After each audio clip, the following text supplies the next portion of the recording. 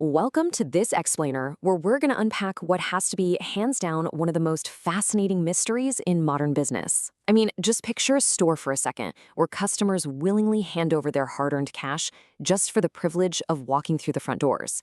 A store with bare concrete floors, absolutely zero flashy advertising, and these super utilitarian shelves packed with goods still sitting on the exact wooden pallets they shipped in on. On paper, it sounds like a business that just shouldn't exist, let alone succeed.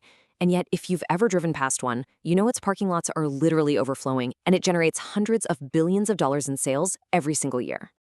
So that brings us to this massive, multi-billion-dollar puzzle. What tricks does Costco actually use to make itself so incredibly profitable? How does a company that seemingly breaks every single established rule of modern retail manage to thrive like this? Why can it get away with undercutting almost all of its competitors, completely ignoring traditional aesthetics, ditching marketing, and still rake in astronomical profits? Well, today, we're decoding the Costco paradox, and we're going to break down the exact genius strategies that turned a bare-bones warehouse into an absolute global retail titan. Okay, let's dive into this. And to really get what's going on, we have to look at the stark, almost unfair contrast between Costco and your standard, traditional supermarket. When founders Jim Sinegal and Jeffrey H. Brotman opened that very first Costco in Seattle back in 1983, they didn't want elegant marble floors or those confusing seasonal discount campaigns. They just wanted to provide tremendous value. Period.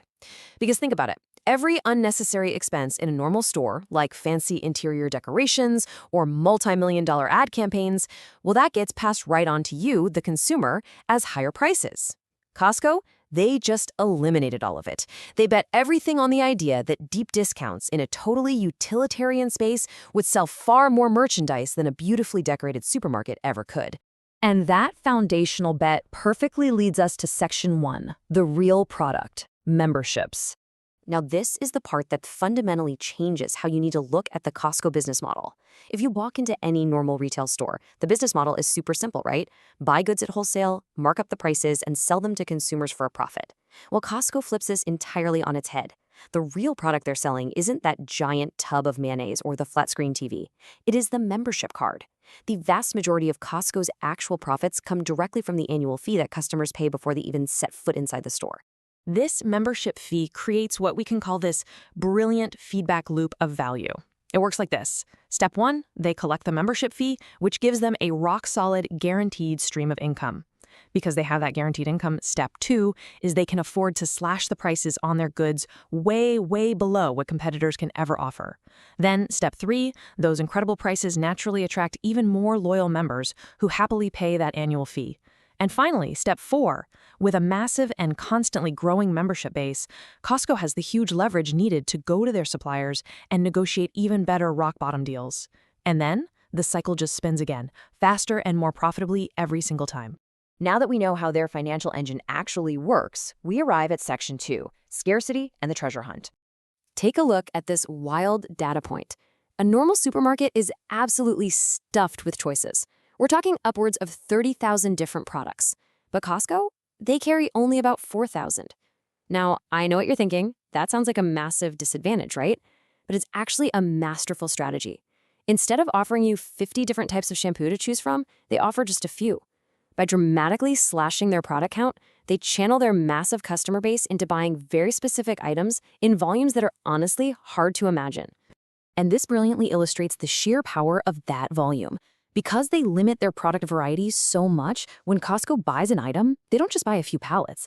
A large traditional retailer might buy goods in batches of, say, 100,000. Costco, they can purchase 1 million bottles of olive oil all at once. This extreme bulk purchasing power allows them to demand absolute rock-bottom wholesale prices for manufacturers.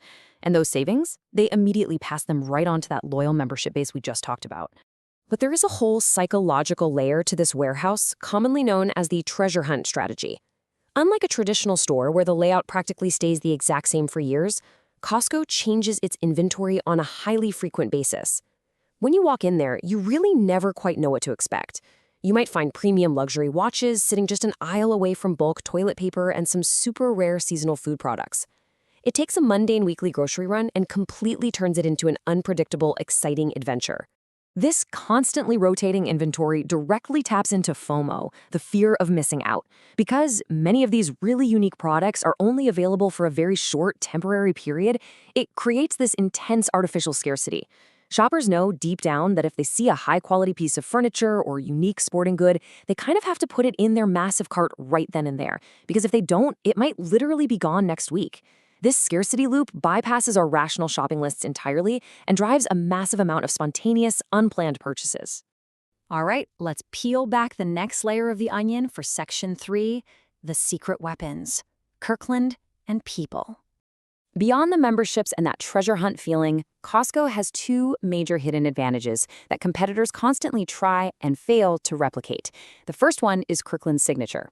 While most retailers have these pretty basic, kind of generic private label store brands, Kirkland is a globally recognized powerhouse that generates tens of billions of dollars in annual revenue.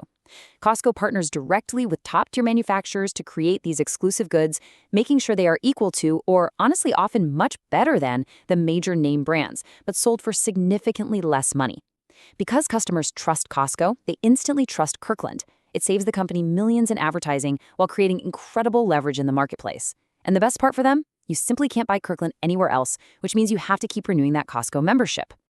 Now, what's really interesting about this slide is their second secret weapon, which is entirely counterintuitive: the employees. As industry experts often note, for years, Costco has been solving the challenge of increasing the firm's value by investing in its people. For most modern corporations, let's be real, labor is viewed as just a pure expense that needs to be minimized. The prevailing strategy in retail is to slash wages and cut benefits to boost those quarterly profit margins. But Costco? They do the exact opposite. They pay their employees above market wages and offer highly lucrative benefits packages.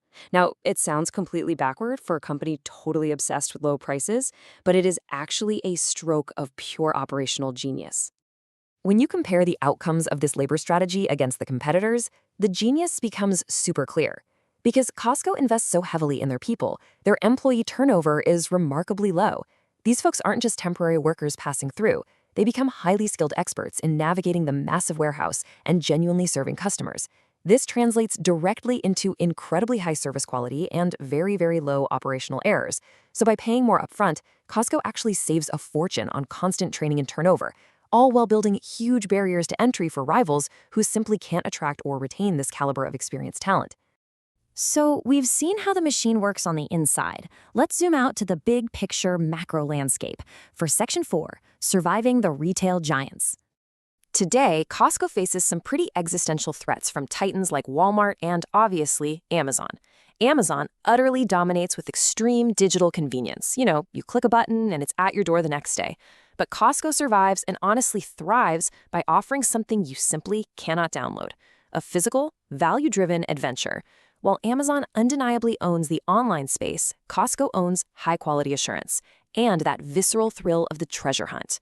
Even during times of high inflation and economic stress, members still absolutely flock to Costco because the sheer value and the unique experience of discovering premium items in person just remains completely unmatched. Let's move to and see how this builds into the future. Because despite their massive success, Costco definitely isn't invincible. To survive the coming decades, they're going to have to navigate some really significant hurdles. First off, they have to accelerate their e-commerce platform and integrate AI to boost operational efficiency, but they have to do it without losing that classic warehouse charm. They also have a massive opportunity to expand their footprint internationally, assuming they can successfully localize their offerings for different cultures. And crucially, they have to meet the modern consumer's rapidly rising demand for green and sustainable business practices. Which brings us to the climactic takeaway of this entire explainer. The true billion-dollar lesson behind Costco's success is their unyielding dedication to extreme frugality and value maximization. Most companies out there are pretty myopic. They try to squeeze every last penny out of a customer for a quick, short-term quarterly profit. Costco literally does the opposite. They gladly leave money on the table today to ensure that a customer feels valued, trusts the brand implicitly, and remains a loyal, paying member of the Costco community for decades to come. So the crucial point is this. Costco isn't just a masterclass in retail. It's a profound masterclass in human psychology and long-term business longevity. by prioritizing trust, investing heavily in their employees, and completely ignoring all those shiny distractions of traditional marketing, they built an absolutely unstoppable empire out of a concrete warehouse. And it leaves us with a really powerful question to apply to our own endeavors. Are you optimizing for a quick win today, or are you building a loyal community for a lifetime? Keep decoding, keep learning, and we'll see you in the next explainer.